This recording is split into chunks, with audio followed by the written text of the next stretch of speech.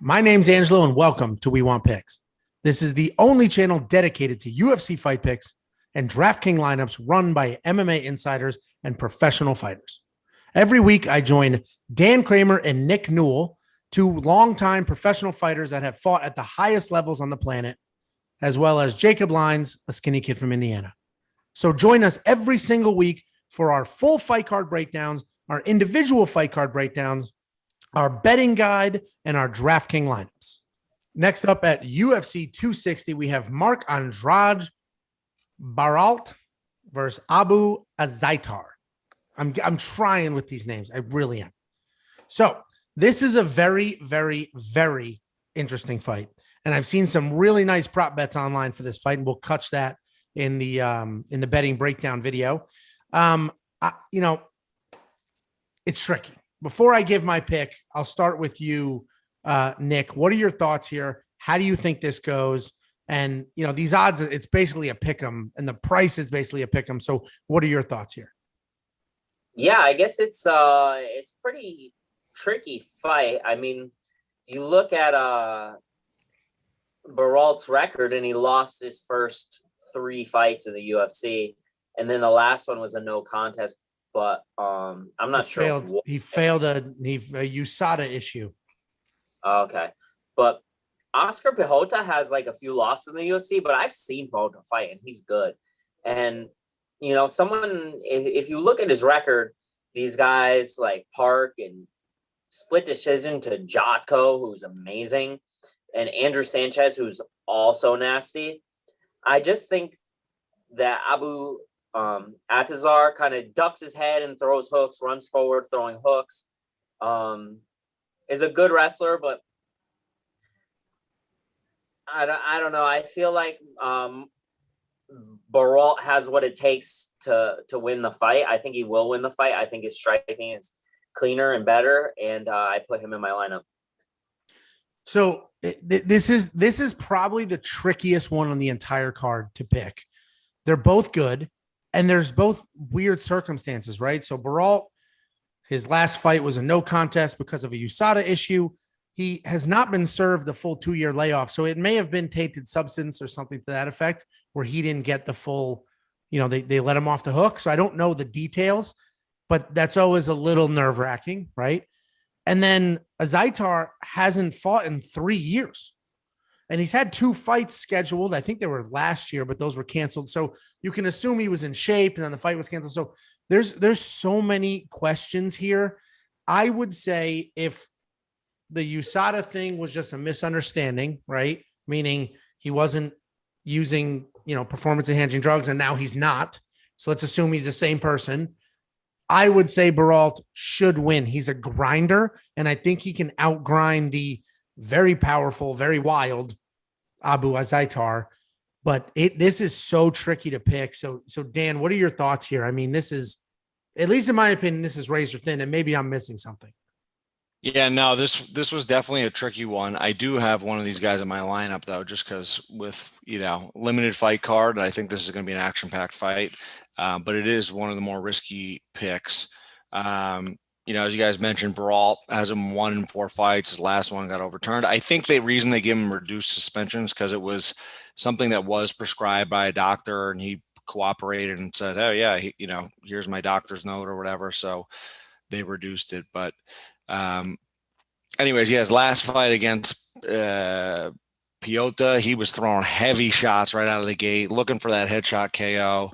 Tons of pressure, big right hands.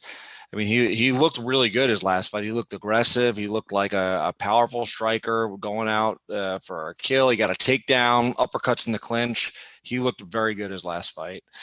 Then Azaitar, as you mentioned, he hasn't fought in a few years. He did have a USADA suspension as well, but he hasn't lost since 2012. He's got a 10-fight unbeaten streak, 9 wins, 1 draw. Apparently he also has criminal ties in Germany, Jacob. So I know that those things play factors into your picks a lot of times. So do some research there, figure out who he knows, what he's got going on. Guy served 3 years in jail. So, he's got thick skin. I served 2 years in jail one time. And I mean, I'm still pretty tough. Kidding. Kidding. I thought Obviously. we had background checks. And I'm scared. I fear for my safety. Right. HR.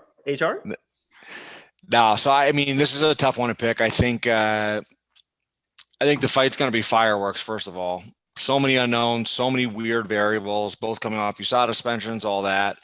I got to give the edge to Barriault right now, just because of the more recent activity, how good he looked his last fight.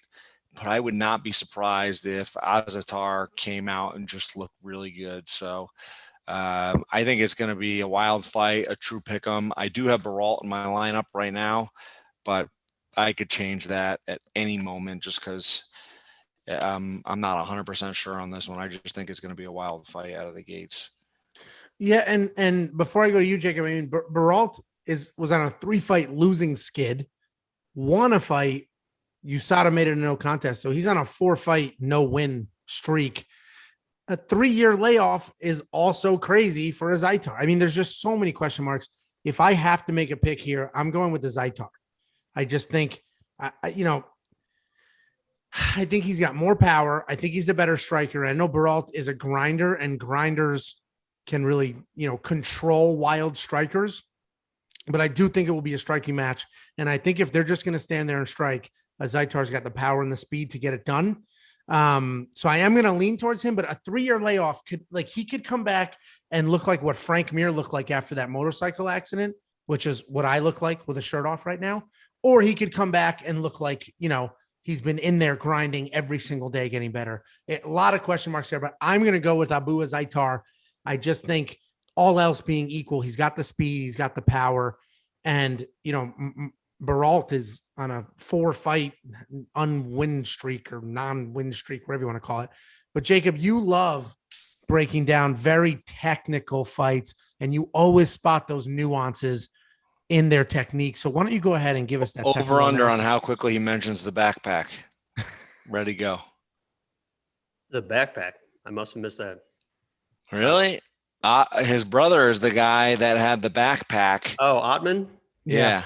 I was going to ask if they're related. I was trying to find if they were related. Yeah, it's his brother. Funny. Well, I just assume everyone's brothers. Ottman's a I don't know. killer. He could be cousin. I don't know. But they he was a part of, yes, he's related to that whole situation. Dude, the Ottman's last fight has me kind of second guessing this one, to be honest, because he looked so He's explosive. a stud. He's just an absolute. He's Ottman's he's a stud. killer. Yeah. Yeah, I think it's my turn to talk now. Okay, go ahead. Marc-Andre, this is the difference. You talked about me knowing the intangibles. I do know the intangibles for this fight. He sat down and talked about his UFC career and his UFC start. And before his last fight in an interview, he talked about how he felt overwhelmed being in the UFC in those fights that he lost, those first 3 fights.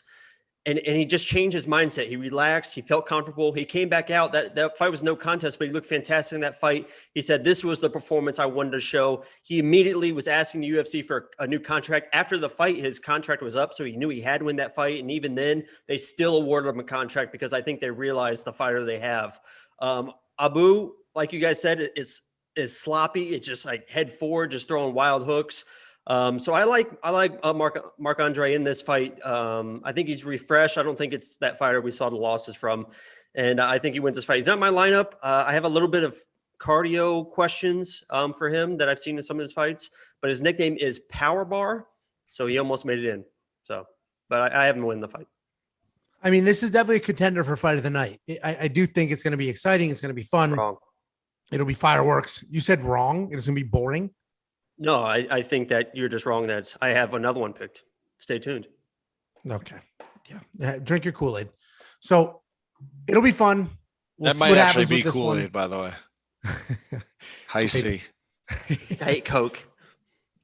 He opens the Capri Sun and just squeezes it into the cup to look like an adult. So we're going to move on to the next fight here, but this will be a fun one to watch. Before you go, check out the description below. In there, we have links to our Facebook, our Twitter, our Instagram, and more importantly, to our DraftKings League. Check out the league, join the league, participate in the contests, and as we get going and as you start winning, we're going to start handing out gift cards and participating and doing things like that. So check those out. Every week, there are drops on every fight card. So make sure you check out this channel and our social media on Saturday before the fights start so that you have our most updated lineups and picks.